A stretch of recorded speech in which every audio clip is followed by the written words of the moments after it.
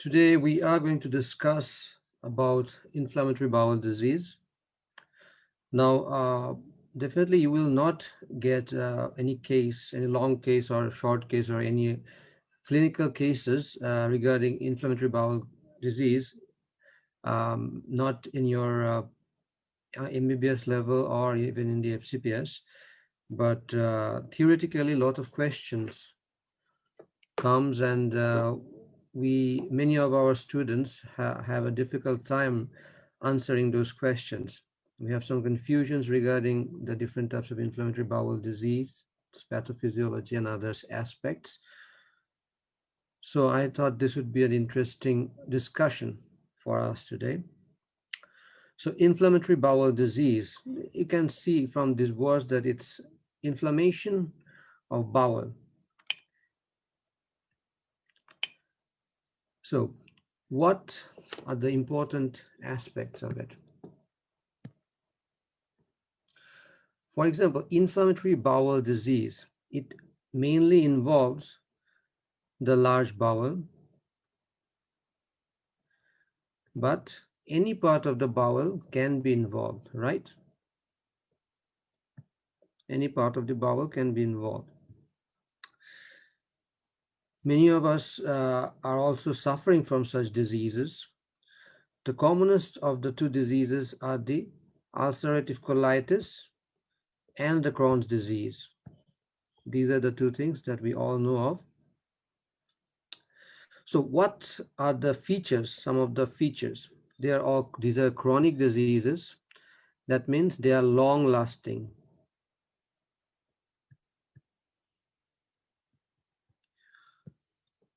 They have no cure,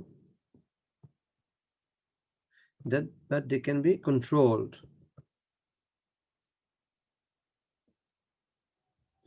They have no cure, but they can be controlled. They are idiopathic, means still the cause is unknown. We don't know the cause. But some of the etiology are suggested. We will come to those in a moment. They are relapsing. What do you mean by relapsing? That means the disease starts, continues for a few days, then probably you get some medication, and then disease symptoms, severity goes down, and patient is okay for a few days, and suddenly again there's another flare up. So this is called relapsing, comes and goes. One of the main etiologies thought of is immune system. The immunity has something to do with it. We will not go deep into those theoretical aspects. We will, because there is always we don't have a lot of time. We will try to just discuss on ulcerative colitis today and Crohn's disease on the next day. They are inflammatory diseases. That means that inflammation is going on. It's chronic inflammation. Definitely disease of the bowel. As you know, the ulcerative colitis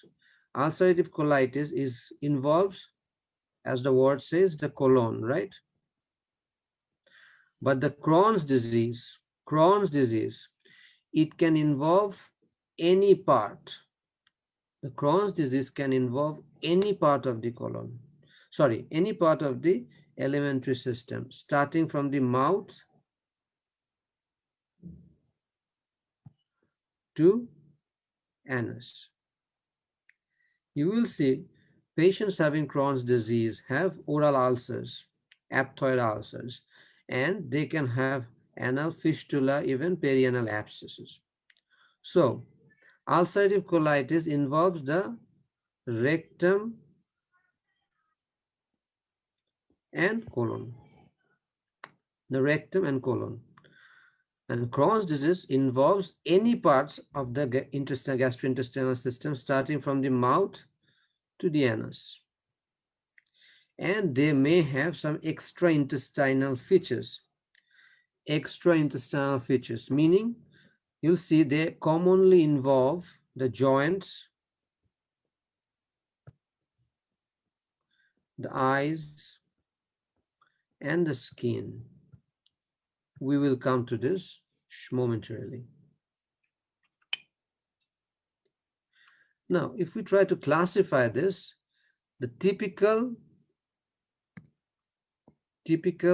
inflammatory bowel disease. What are the typical inflammatory bowel disease? The ulcerative colitis and the Crohn's disease. And there are some atypical inflammatory bowel disease. You don't have to know all of this, but few important ones. One of it is the ischemic colitis. I think this should be you should know about it. Indeterminate colitis, it's quite common as well. But these are the two things that you have to see. But in our practical life, I also have seen quite a number of patients with lymphocytic colitis. But at undergrad level, just these two is enough. You don't have to learn anything more than this. So what are some of the etiological factors? Etiology.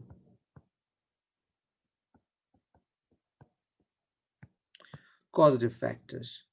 Luminal, microbial, antigen, and adjuvants. Now, you know, these are actually, in a very simplified form, the gut, it is part of the body, right? It is part of the body. But sometimes the body thinks the gut is a foreign body and it reacts against it. It reacts against it. Why? What happens? Some of the microbial organisms, when they are in the gut, they present themselves to the inflammatory cells. Let's say this is a bacteria. This presents itself to the antigen presenting cells. What happens is, this bacteria is actually a foreign body. So the antigen presenting cells reacts to it by producing different cytokines. And these cytokines produces inflammation.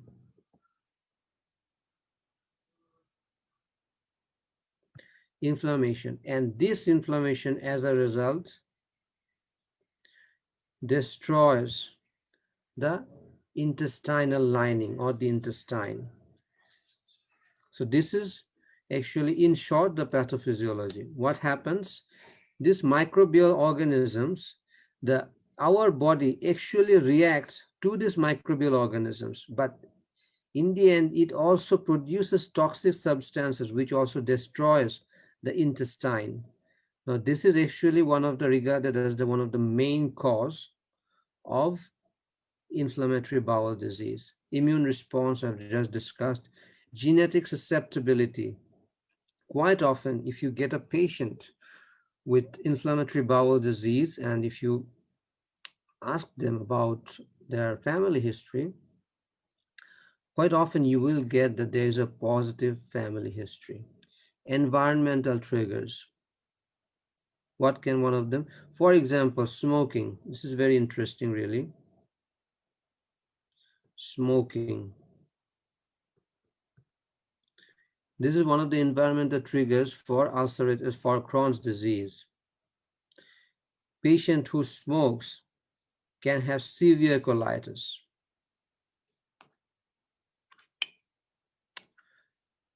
Just a short difference between ulcerative colitis and Crohn's disease. Ulcerative colitis always starts from the rectum and then goes proximally into the colon. And it is always continuous. If you can look at this, it is continuous.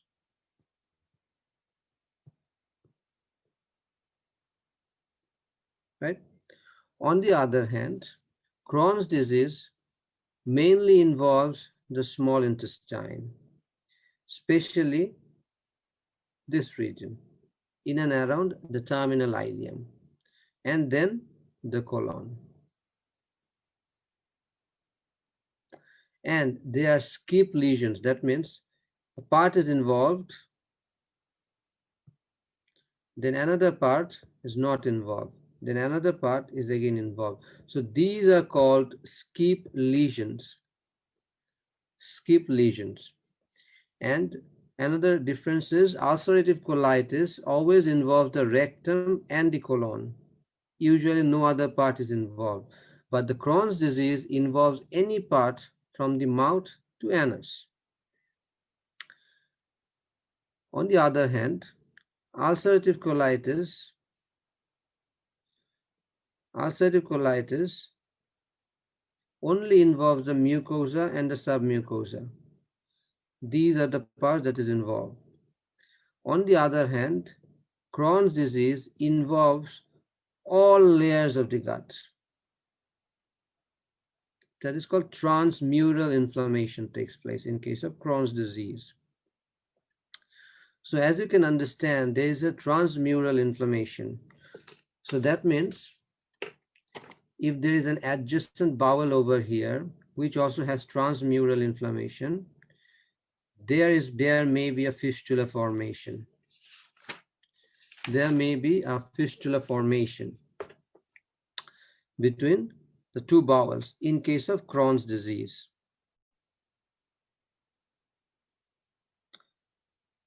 And also what you can see in case of Crohn's disease, if you go for microscopic examination, there will be granulomas.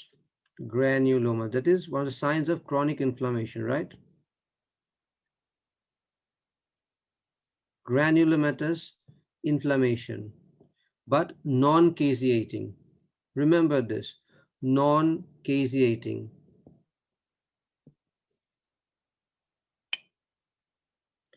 In case of Crohn's disease,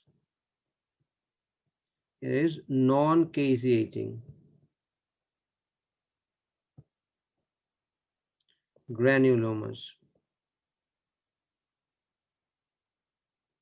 Granulomas. And caseating granuloma is present in tuberculosis, right?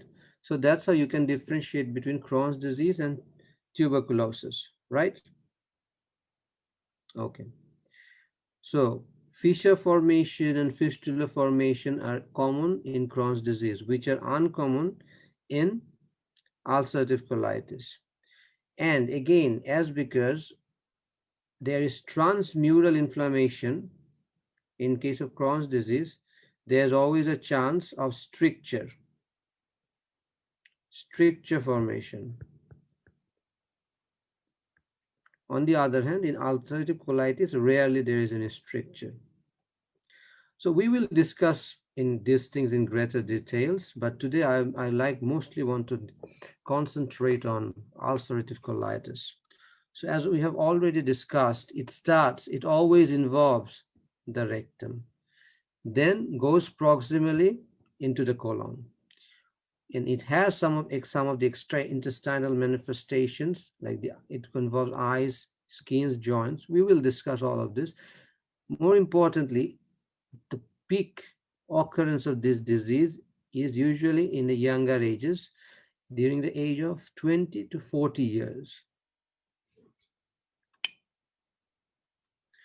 So we have already discussed this. One of the etiologies, genetic, gut microflora, mucosal permeability. As we have just discussed, if this is the mucosa,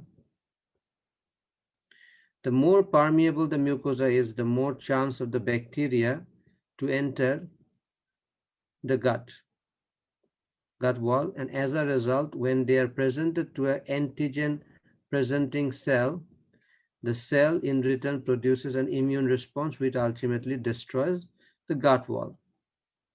Smoking is protective. This is in case of ulcerative colitis. Remember this. But in case of Crohn's disease, smoking is actually aggravates the disease.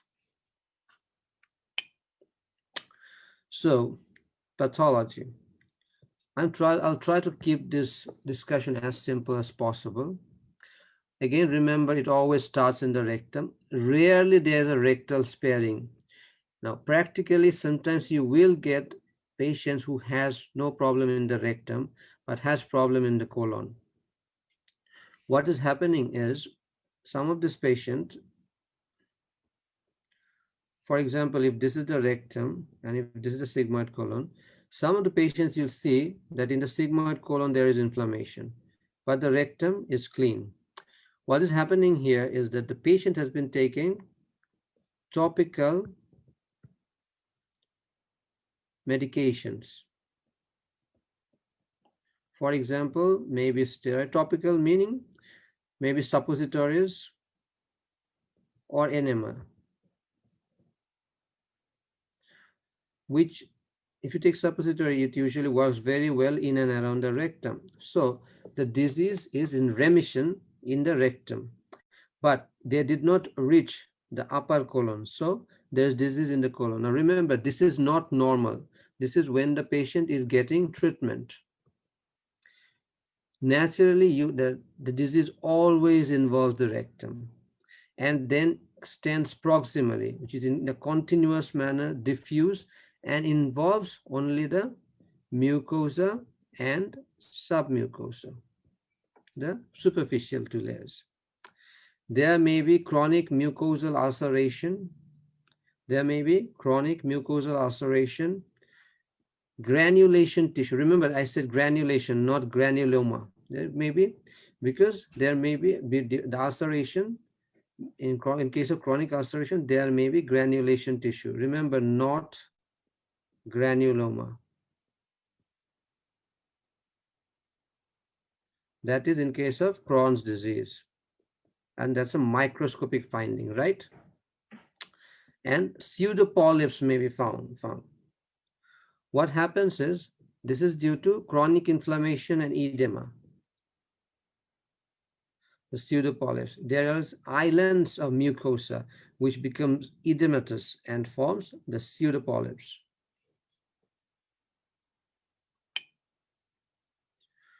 So this is what we are talking about. The inflammatory process is diffuse. It's diffuse. It occurs in the mucosa and the submucosa. So what happens is, there is an ulcer, as you can see. This is an ulcer. Here is an ulcer, here's an ulcer, here's an ulcer. Now in between there is an island of mucosa, right? So this mucosa is inflamed and edematous.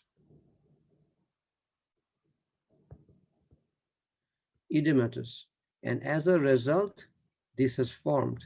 These islands are called pseudopolyps. These are not real polyps. These are not real polyps, because with treatment, these polyps, these pseudopolyps may disappear. So this is a macroscopic view.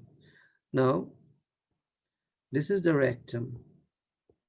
So as you can see, this always involves the rectum and then goes proximally in a continuous manner. And in this case, the ileocecal junction is paired. So the endoscopic appearance. So the endoscopic appearance. What happens? Now, first, let me show you in case of a colonoscopy, what the normal colon looks like. If you look at this normal colon, you can see beautiful and shiny mucus layers, right? With vascular patterns, you can see the vascularity. Very clearly, the vascular pattern can be seen. And you can also see the haustral folds. You can see the haustral folds can be seen from here, right? So this is clearly a normal colonoscopic view. Now, on the other hand, if you look at the second picture over here, you'll see the vascular pattern. The vascular pattern is absent. It is hyperemic. And if any of these parts are touched by the colonoscopy, there will be bleeding. There you may see purulent exudates, and the haustral folds cannot be seen if you look at this, right? And these are the pseudopolyps. These are the pseudopolyps that we have been talking about. So what happens is, if you get cases like this, you take random biopsies every 10 centimeter. For example, you take a biopsy from here, then again another 10 centimeter from here, then somewhere over there. So you take random biopsies because if you don't have enough tissue, the diagnosis will not be accurate. Why colonoscopy? Why colonoscopy is so important in this? Remember, any disease of colon, you must do a colonoscopy to be absolutely sure of the problems. You must do a colonoscopy. This is the gold standard investigation for colonic diseases. In the barium law, it's very lot of the indications are written. Just have a look at those indications. So why we colonoscopy in this case? Because we want to know the extent of the disease. We want to know the extent of the disease. For example, if this is the colon, we want to know how far the disease has extended. We want to differentiate between ulcerative colitis and Crohn's disease.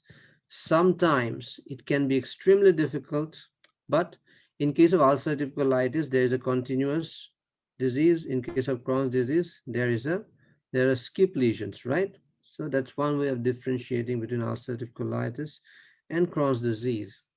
We want to monitor our treatment. For example, a patient comes to you with severe ulcerative colitis. You give the patient 6 months of treatment, and then you go for another colonoscopy to check what is the response to the treatment. And surveillance. Why? Because if you remember, there is a rare chance of malignancy in case of both ulcerative colitis and Crohn's disease. So you should do a surveillance colonoscopy if there is a chance of malignancy.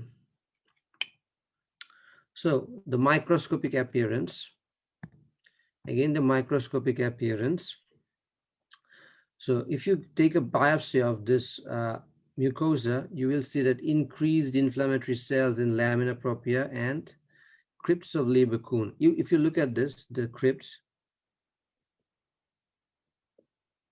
and these are lined by goblet cells. This is actually a normal colon. In a normal colon, the crypts are very regular shaped. See? And they're lined by goblet cells. Goblet cells does what? They produce mucus, right? Goblet cells produce mucus. Now, in case of Crohn's disease, you will see that there is distortion, there is crypt distortion and abscess formation and absence of goblet cells. This is in case of ulcerative colitis. So this is very, very important. Crypt distortion, crypt abscess, and absence of goblet cells. These are the microscopic findings in case of ulcerative colitis. Look at the slide view. You can beautifully see all the crypts and everything, but in this case, they're all distorted. So, loss of goblet cells and mucin depletion with mucosal atrophy.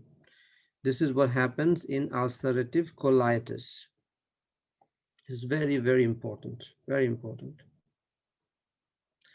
Because these are the findings which you will see in the histopathology report.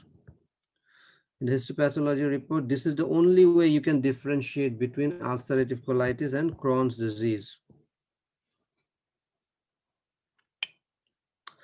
What is the radiological findings? Now, radiological findings, you will see a featureless colon. This is what we say, a featureless colon. A featureless colon. There's no feature. What feature are we looking for? The haustral folds, right? The haustral folds. Now, remember, these folds are gone because of the chronic inflammation, and the colon is now straight, just like a pipe, just like lead pipe. So this is what we call the lead pipe signs. You can see it over here. And you can also see it over here. This is called the featureless colon of chronic ulcerative colitis. This is a very important something. This is X-ray, and this is a enema, the barium enema. On CT scan, what do you see? In case of any chronic inflammatory disease, you will see the bowel wall is inflamed and edematous and thickened.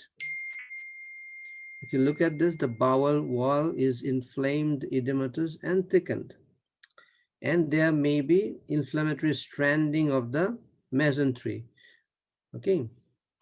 The mesentery is also inflamed and edematous. So now come to the important part, the clinical features.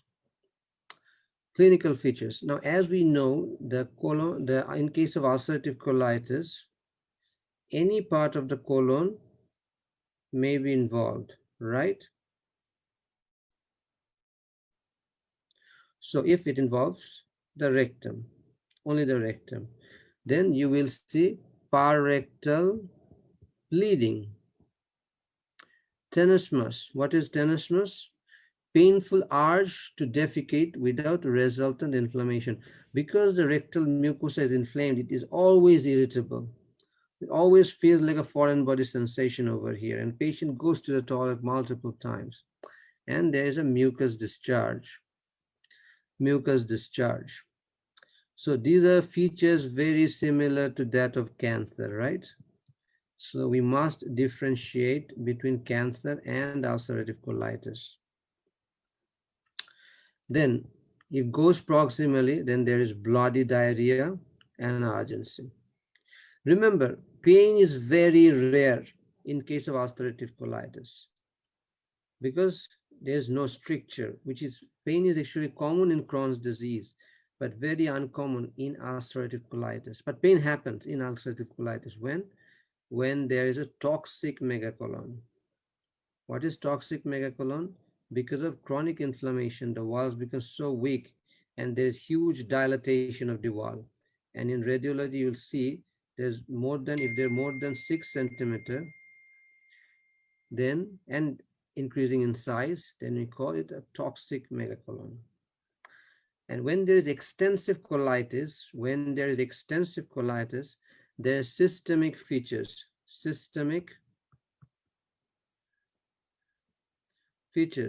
in the form of malaise, fever, and anorexia. Malaise, fever, and anorexia. Because of the blood loss, the patient may have anemia. Because of the diarrhea, there may be electrolyte disturbance and hyperproteinemia. Classification according to severity.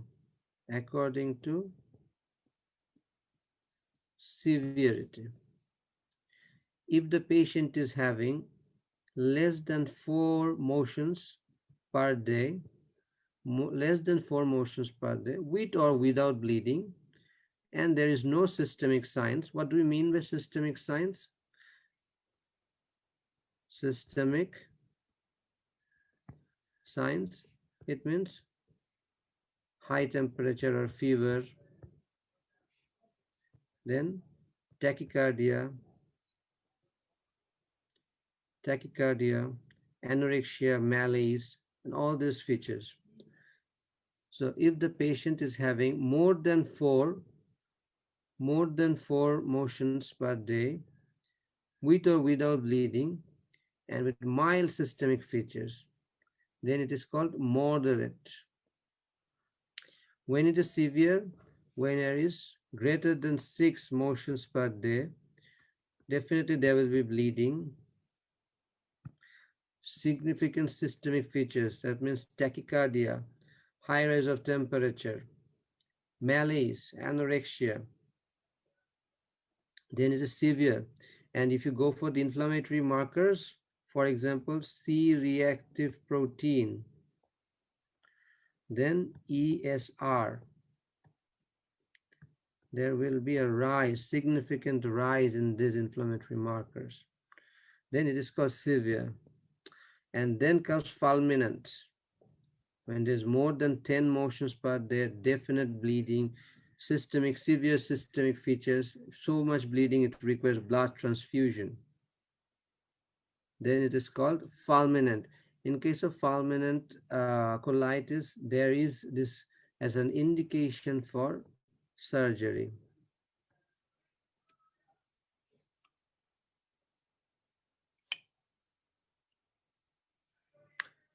Now, in case of acute colitis, which is sort of like severe colitis, as you have just discussed, there will be more than 6 motions per day, plus bleeding,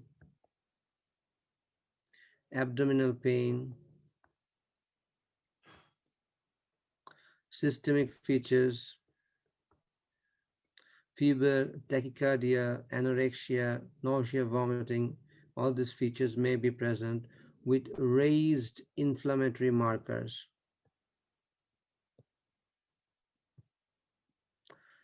In this, then we diagnose the patient as acute colitis. This patient must be hospitalized.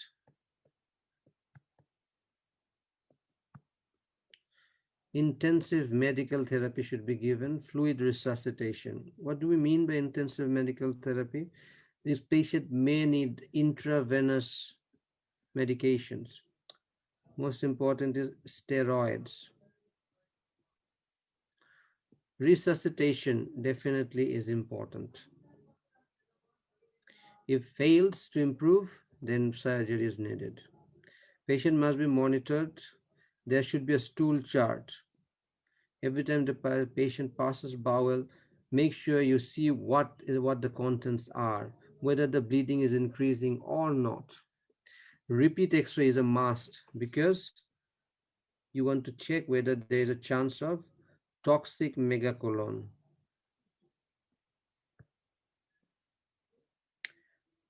Which is, when do we suspect that? When the severe abdominal pain and X-ray shows the colon is greater than 6 centimeters. Complications of ulcerative colitis. Acute complications: toxic megacolon, perforation, hemorrhage. Chronic cancer, when there is 1% chance of cancer in 10 years, which increases to 15% chance in 20 years. Because I think the line is not stable today. So there's the extraintestinal features.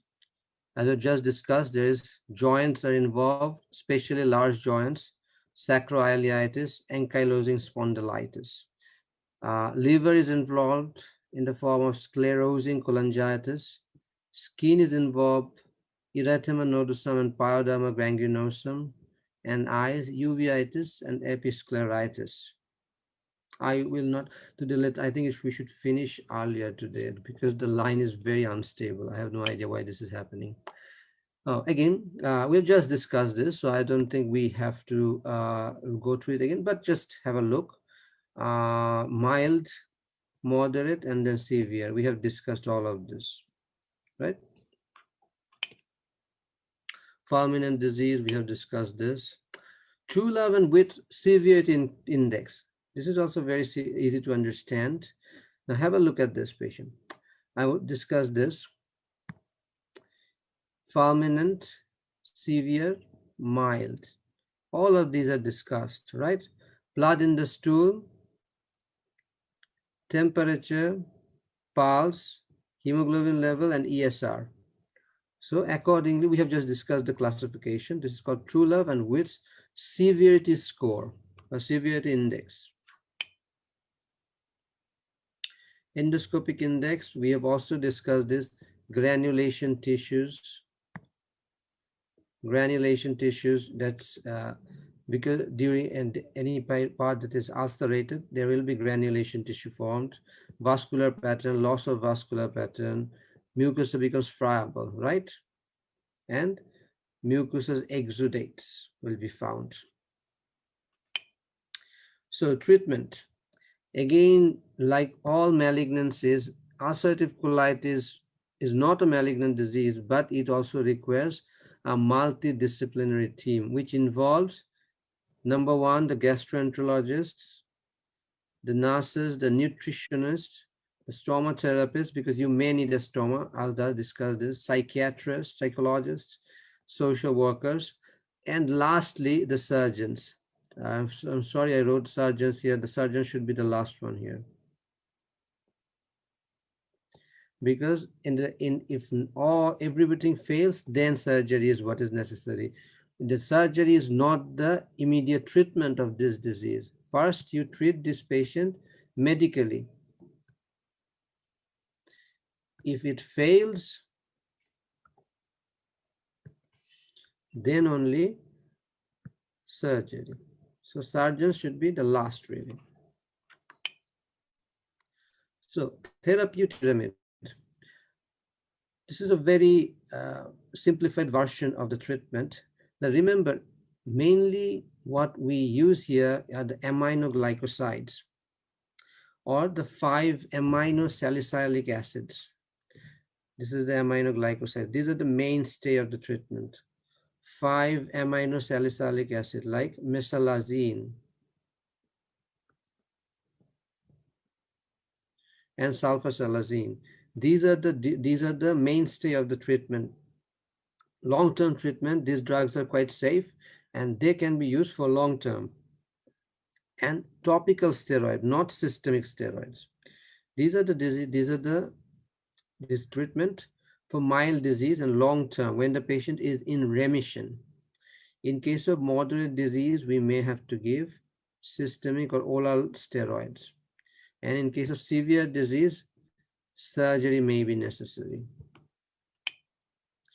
So, for example, a patient comes to you with acute disease, acute flare-up. You have to give steroids, for example, hydrocortisone or prednisolone, oral prednisolone, or hydrocortisone IV. You also can give topical, but in severe cases, IV is what is preferable.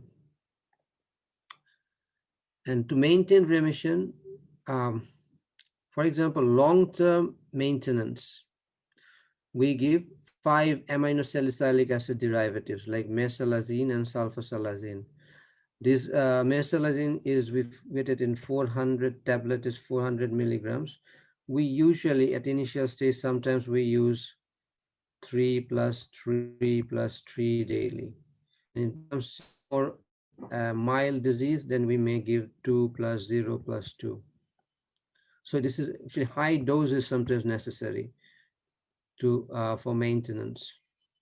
Other diseases, other drugs that is used, immunosuppressive drugs like azathioprine and cyclosporines are also used instead of steroids, because steroids had multiple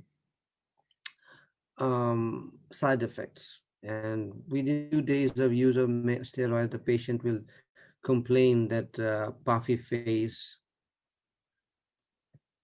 then acne, and different other problems the patient will come up to you. So we cannot use steroid for long term. Long term you cannot use. That's why you can use azathioprine, which is a better substitute for steroids. But long-term maintenance, we can use mesalazine and sulfasalazine. Recently, monoclonal antibodies like infliximab is another. Infliximab is also used.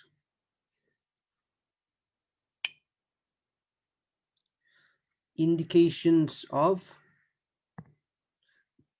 surgery. Indications of surgery. It's failed medical treatment. We have already discussed that. Steroid dependent disease. Now, some of the patients are dependent on steroids. Now, you can see this, you cannot use steroid from long term, right? You cannot use it for long term. So, but the patient cannot be treated without any steroids, then you also have to go for surgery. Inability to tolerate medicines, neoplastic changes, complications. For example, extraintestinal manifestations, they respond to colectomy. This is sort of a debulking surgery. You reduce the disease load and other complications are reduced. What are some of the treatments that we do? Subtotal colectomy,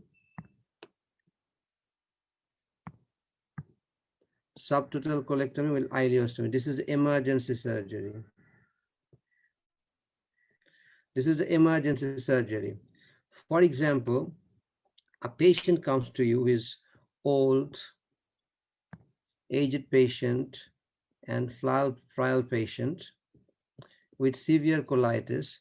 What you want to do is the minimum surgery that you want to do. So, if this is the colon,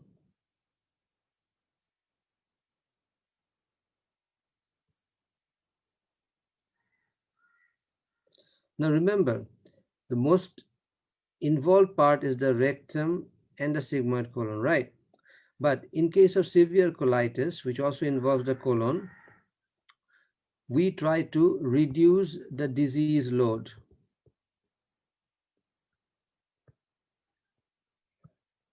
Not eliminate it. So we reduce the disease load and we excise the colon up to the sigmoid colon. From the ascending colon up to the sigmoid colon is removed, and this part of the colon, the rectum and the sigmoid, part of the sigmoid remains, and we do a permanent ileostomy or an end ileostomy. This is subtotal colectomy with ileostomy. Now, this is not curative surgery. This is actually just to reduce the disease load, a sort of a debulking surgery.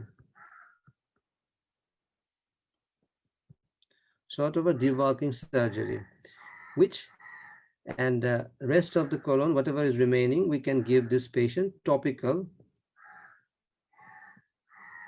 treatments. But this is not a curative surgery because the disease remains. But in case of emergency situation, we do this surgery. That is subtotal colectomy with ileostomy. Then comes proctocolectomy with permanent ileostomy. What is this? For example, if this is the colon,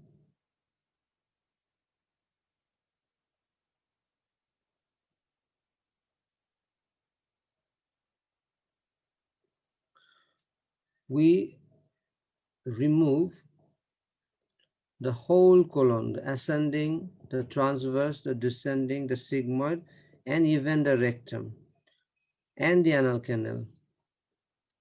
We remove the whole colon and we only do a permanent ileostomy, end ileostomy. This is called total proctocolectomy with ileostomy, or just proctocolectomy with ileostomy.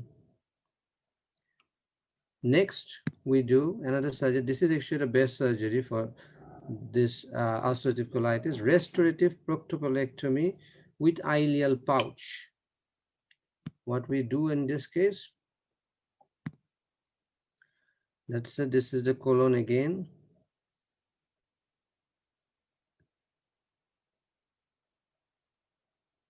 This is the anal canal. So we remove the whole colon, the ascending colon, the transverse colon, descending sigmoid, and with the rectum, but the anal canal remains. So we remove all of it. We take the ileum, we mobilize the ileum, form a J pouch,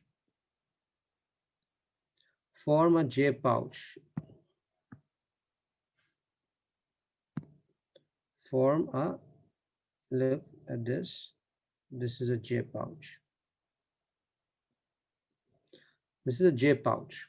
You form a J pouch, it acts like a reservoir, right? Form a J pouch and anastomose it with the anal canal. This is called restorative. Why? Because we are trying to restore the rectum by an ileal pouch. By an ileal pouch. This is a J pouch. It can also be an S pouch. For example,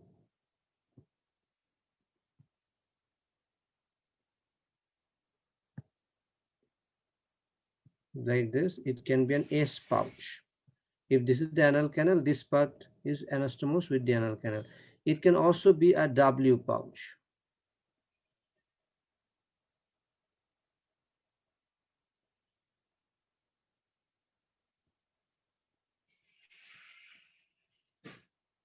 Like this part is anastomosed with the anal canal. So it can be a J pouch, it can be an S pouch, it can be a sort of a W or like an inverted M pouch as well. It's called W pouch. And another operation that is done is subtotal colectomy with ileorectal anastomosis. Now, this operation is no longer done nowadays because it ultimately does not work, because ileorectal anastomosis is not ideal for ulcerative colitis because rectum is always diseased. So if you anastomose the ileum with the rectum, there's always chance of future colitis and cancers. So we do not do that nowadays. This operation is not done nowadays. Emergency operation is subtotal colectomy with ileostomy. Another operation that we commonly do is proctocolectomy with permanent ileostomy. And the best operation is restorative proctocolectomy with ileal pouch anal anastomosis. This is the best operation. If you have the expertise, then this is the best operation for this disease. So thank you for your time. And next week we will discuss about Crohn's disease.